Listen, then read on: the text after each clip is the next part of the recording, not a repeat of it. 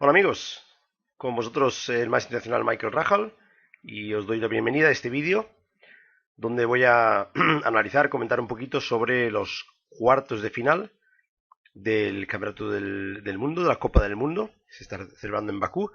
Este es el cuarto vídeo de la serie, en principio serán 7. Se han disputado, como digo, los cuartos de final, enfrentamientos muy interesantes todos ellos.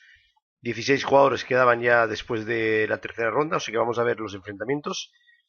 Bueno, en primer lugar, destacar la victoria de Peter Svidler, el ruso, sobre Veselin Topalov por la vía rápida. Le ganó una muy buena primera partida y aunque luego Topalov apretó en la segunda, Svidler no pasó muchos apuros y consiguió hacer tablas, con lo cual Svidler un poco sorpresa si queréis, porque Topalov está bajando muy bien, pero lo cierto es que Svidler es un jugador muy fuerte, con mucha experiencia y pasa ronda y se va a enfrentar en los octavos de final con, con Ding Lien, con Wei Yi, que justamente venció a su compatriota chino Ding Lien. Un match muy interesante.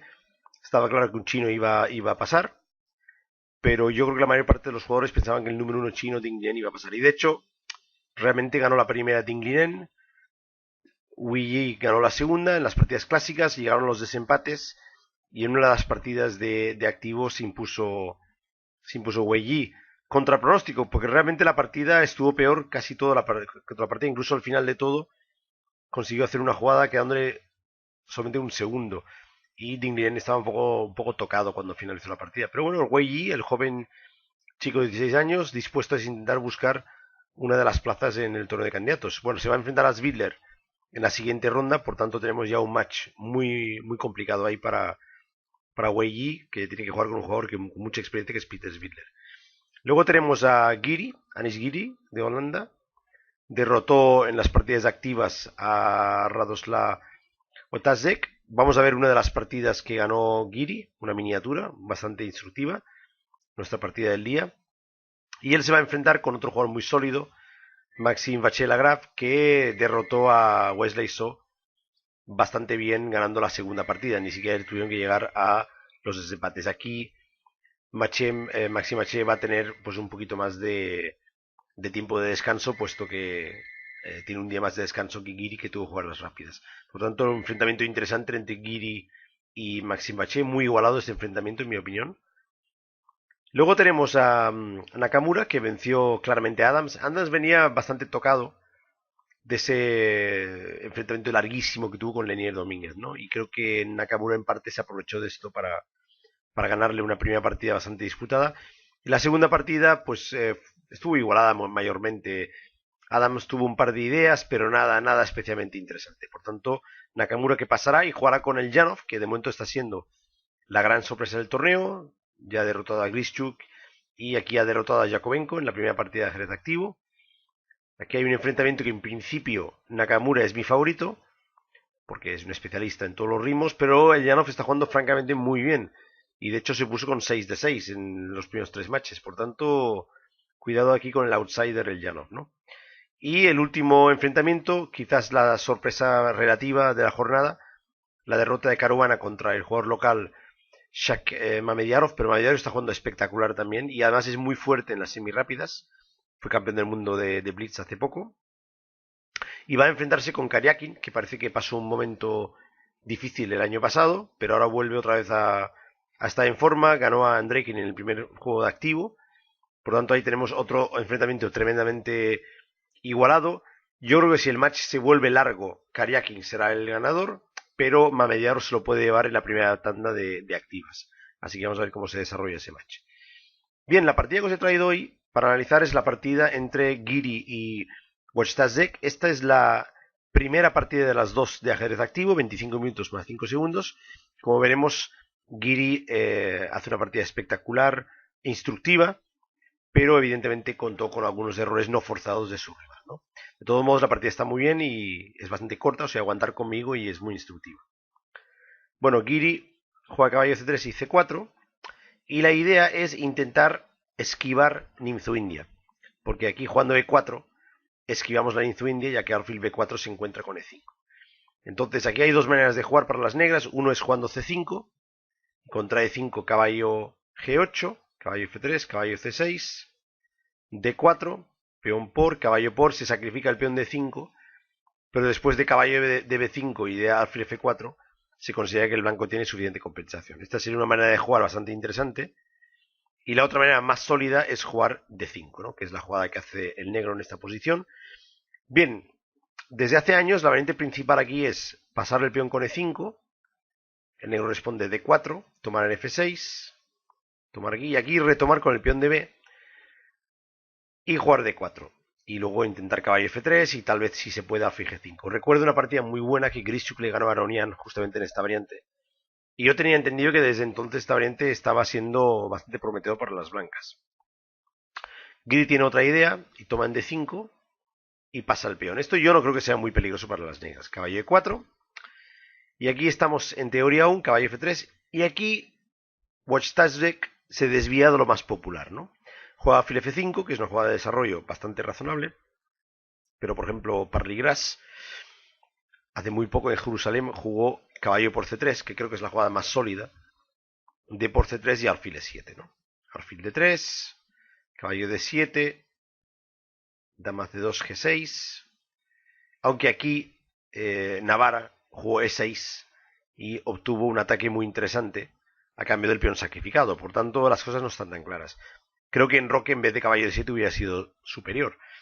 Luego hay otra partida también interesante entre Ding justamente y Wang en el torneo de Shenzhen 2014. Wang jugó caballo C6, que también me pareció muy interesante. Alfil B5 y alfil E7 en Roque. Esto sería otra manera de jugar, intentando provocar al blanco a jugar D3 para luego tomar en C3.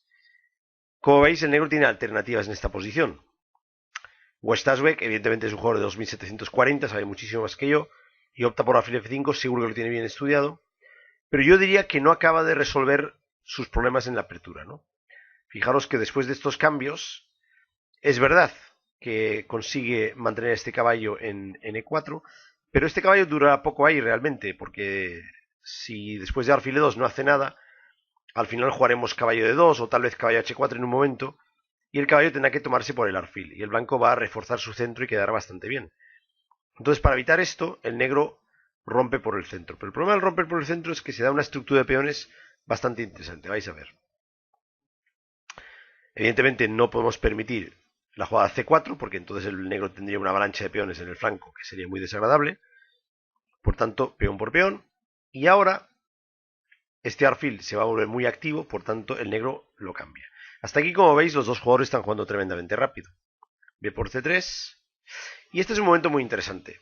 Porque claro, el blanco voluntariamente ha roto su estructura de peones, pero tiene una casilla muy interesante para el caballo en D4 y también el peón de D5 está un poco débil. Por lo tanto, la partida está bastante tensa.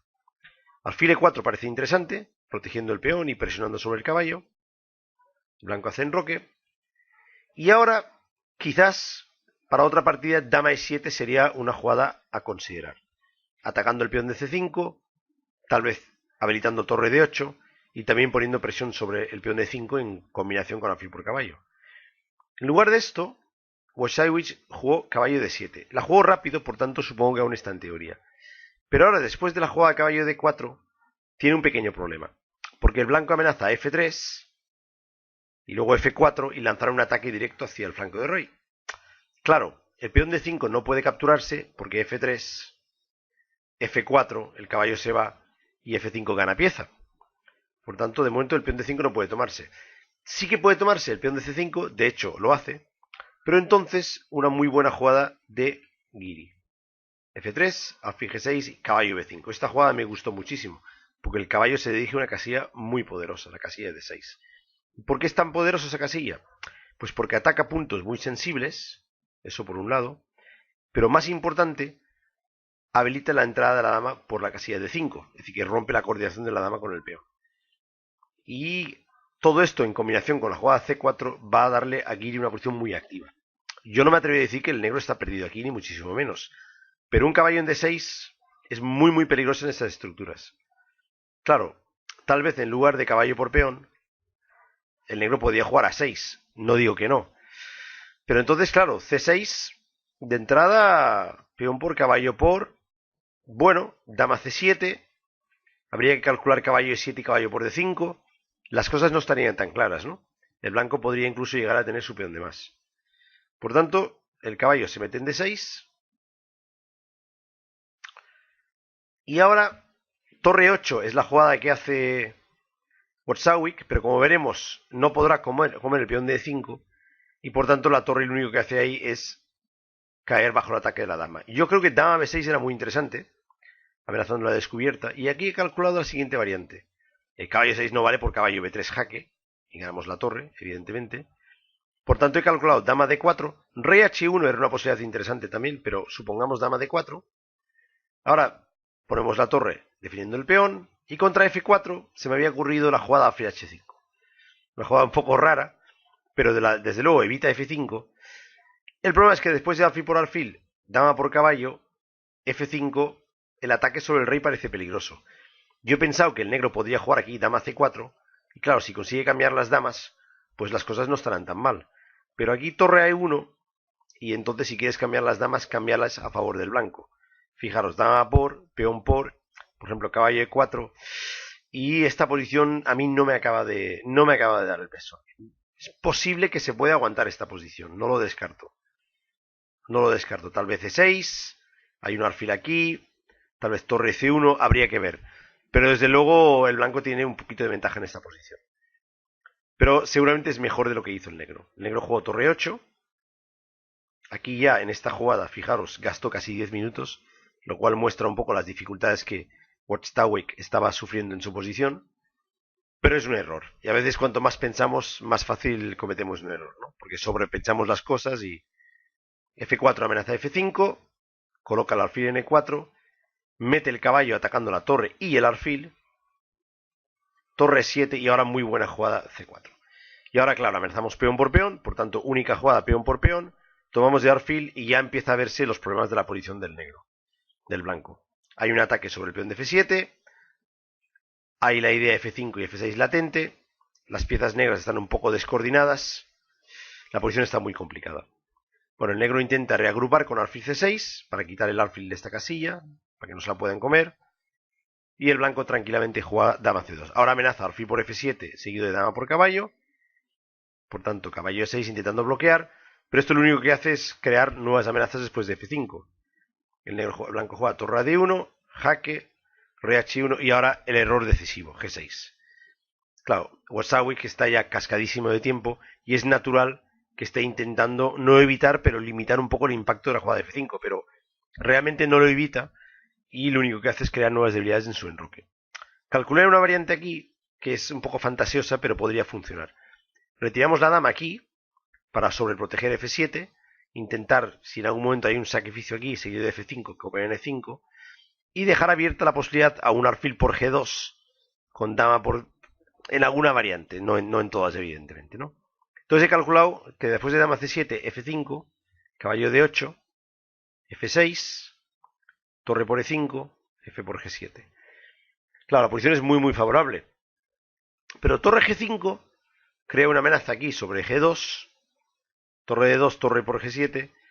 Y aquí, aunque el blanco después de dama B2 tiene control, fuerte caballo, alfil fuerte, torres activas, de hecho objetivamente debería estar ganando, pero el material está igualado y aún hay que imponer la ventaja aquí. A mí no me cabe ninguna duda que Guiri ganaría en 17 minutos contra un minuto. Pero habría que trabajar un poquito más, ¿no? La verdad es que G6, F5 es aplastante. Fijaros, ¿qué va a hacer aquí ahora realmente, no? Si peón por peón, caballo por peón, pronto intenta caballo D4, dama D2 fácil, una jugada muy fácil aquí. Amenazas dama H6 y F6. Por tanto, caballo por peón y estoy seguro que todos vais a encontrar la jugada. Podríamos hacer caballo por caballo. Y luego tal vez dama G5 jaque, rey F8, seguro que estamos mejor. Pero con un caballo tan fuerte es mucho más eficiente sacrificar la torre. Y jugar caballo F5. Y aquí pues abandonó Warsawick. Puede haber seguido un poquito más, le amenazan la torre, pero es que si torre D7, por ejemplo, rematamos la partida. Perdón, dama H6 gana, pero dama G5 es mate forzado. Rey F8, jaque y mate. Una partida muy fácil para Guiri, que está jugando un ajedrez muy interesante. El enfrentamiento con Basil Agrev será realmente espectacular. Guiri es un jugador tremendamente sólido, siempre está haciendo buenos resultados. Para mí puede ser un candidato fácil al Campeonato del Mundo, pues quizás dentro de unos pocos años, ¿no? Un jugador muy interesante, ¿no? Luego Nakamura es favorito contra Yanov, Zvilde será favorito sobre Weili, pero será un match muy interesante. Y bueno, vamos a ver cómo se desarrollan las circunstancias. Luego tenemos el Karyakin Andreikin, que estará muy interesante. Bueno, analizaremos estos encuentros en el próximo vídeo. Os dejo ya con este, espero que lo hayáis disfrutado, que habéis aprendido algunas cosas de esta partida. Y bueno, muchos ánimos y suerte para próximos enfrentamientos de la Copa del Mundo, que está muy interesante. Un abrazo a todos. Saludos.